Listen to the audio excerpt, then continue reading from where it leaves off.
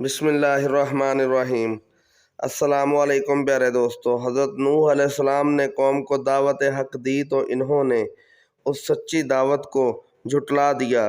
اس پر آپ نے قوم کو دلائل کی روشنی میں دعوت غور و فکر دی، جس کا تذکرہ اللہ تعالیٰ نے سورہ یونس میں فرمایا۔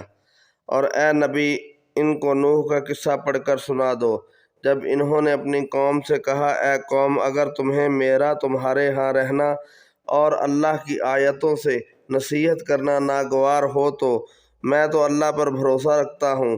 تم اپنے شریکوں کے ساتھ مل کر ایک کام جو میرے بارے میں کرنا چاہو مقرر کر لو، اور وہ تمہاری تمام جماعت کو معلوم ہو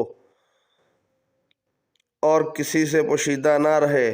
پھر وہ کام میرے حق میں کر گزرو اور مجھے مہلت نہ دو، اور اگر تم نے منہ پھیر لیا تو تم جانتے ہو کہ میں نے تم سے کچھ معاوضہ نہیں مانگا۔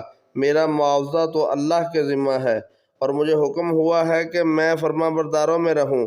لیکن ان لوگوں نے تکذیب کی تو ہم نے ان کو اور جو لوگ ان کے ساتھ کشتی میں سوار تھے سب کو طوفان سے بچا لیا، اور انہیں زمین میں خلیفہ بنا دیا، اور جن لوگوں نے ہماری آیتوں کو جھٹلایا ان کو غرق کر دیا۔ سو دیکھ لو کہ جو لوگ ڈرائے گئے تھے ان کا انجام کیسا ہوا۔ سورہ یونس۔